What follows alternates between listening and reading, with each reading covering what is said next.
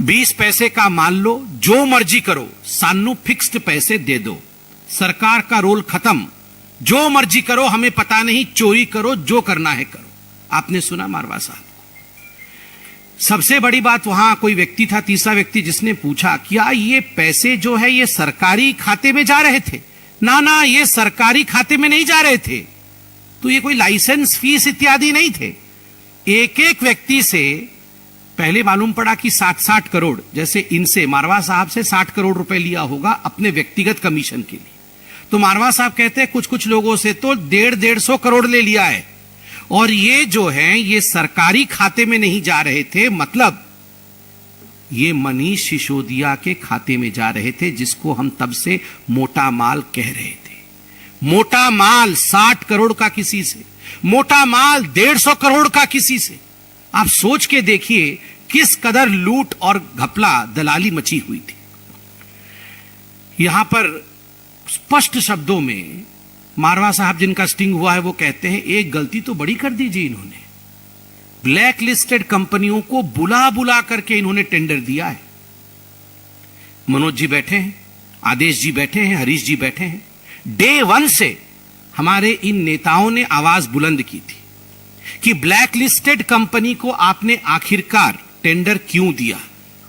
Excise विभाग में complaint किया गया था 2021 में कि एनरिच कंपनी और ये जो इंडो स्पिरिट कंपनी है, इनके रिटेलर्स भी हैं, खाओ गली इत्यादि, ये ब्लैक लिस्टेड हैं, इनको आप मत दीजिए टेंडर। कंप्लेंट के बावजूद मनीष सिसोदिया जी ने टेंडर दिया, क्योंकि मोटा माल मिल रहा था। ये तो बिल्कुल ओपन एंड शट केस है। ये तो खुद मारवा जो इसमें इन्वॉल्व है वो कह रहे हैं। और देखिए सबसे बड़ी बात, यहां खुद मारवा जी कह रहे हैं कि 2% से 12% क्यों बढ़ाया गया। हमने सवाल पूछा था कि एक बोतल पे जो कमाई होगी, पहले रिटेलर की कमाई जो होती थी, पहले जो ठेकेदारों की कमाई होती थी, वो मात्र 2% होती थी। केजरीवाल जी की सरकार ने उसे बढ़ा करके 12% किया। क्यों किया? तो मारवा जी कहते हैं क्योंकि उसमें से हमें कमीशन केजरीवाल जी को देना था।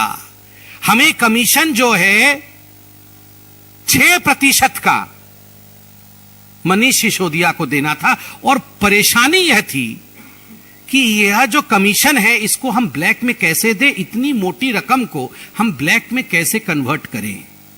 उन्होंने उदाहरण दिया कि एक 100 करोड़ की गाड़ी आएगी तो 12 करोड़ कमीशन होगा, 12 करोड़ में से 6 करोड़ उसी दिन जाके मनीष सिसोदिया को देना है। अब हमें समझ में नहीं आता था कि ये 6 करोड़ कोई छोटा रकम तो नहीं है, इसको हम कन्वर्ट कैसे करें ब्लैक मनी में, क्योंकि हमारे पास तो पैसे नहीं है, नोट में देने हैं। तो आप सोचिए किस कदर यहां लूट मची हुई थी। आज इसका खुलासा हुआ है।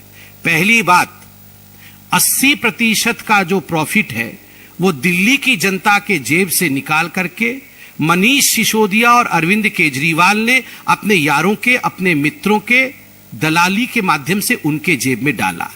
दूसरी बात, अपना कमीशन रख लिया और उसके बाद जो करना है करो, दिल्ली की जनता के साथ जो करना है करो। ये छूट ठेकेदारों को और अपने मित्रों को अरविंद केजरीवाल और मनीष सिसोदिया ने दिया। तीसरी बड़ी बात, ब्लैक लिस्टेड कंपनी को बुला बुला कर दिया गया यहां पर कि आप जो है ठेके आके लीजिए।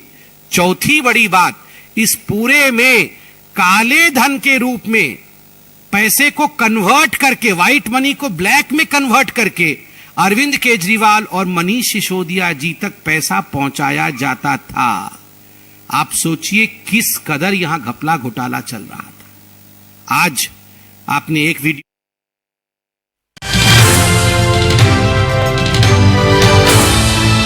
टीटू ਦੇ ਸਿਰ ਤੇ ਲੱਗਿਆ, ਸਿਰ ਤੂੰ ਫੜੀ ਬੈਠਾ। ਹਾਂ ਤੇ ਹਸਬੈਂਡ ਵਾਈਫ ਦੀ ਲੜਾਈ ਚ ਪੀਸਿਆ ਤਾਂ ਮੈਂ ਗਿਆ ਨਾ ਭਾਜੀ। ਹਾਏ ਹਾਏ ਸੱਟ ਕਿਵੇਂ ਲੱਗੀ, ਹਾਏ ਹਾਏ ਸੱਟ ਕਿਵੇਂ ਲੱਗੀ, ਰੌਲਾ ਪਾ ਰੱਖਿਆ ਸੀ ਭਰਜਾਈ ਨੇ। ਯਾਰ ਫਿਰ ਤੂੰ ਕੀ ਗਿਆ? ਮੈਂ ਕਿਹਾ ਭਰਜਾਈ ਕੁਛ ਨਹੀਂ ਹੋਇਆ, ਕਿਸੇ ਬੰਦੇ ਨਾਲ ਲੜਾਈ ਹੋ ਗਈ, ਉਹਨੇ ਚੱਕ ਕੇ ਇੱਟ ਮਾਰੀ ਟੀਟੂ ਤੋਂ। ਯਾਰ ਫਿਰ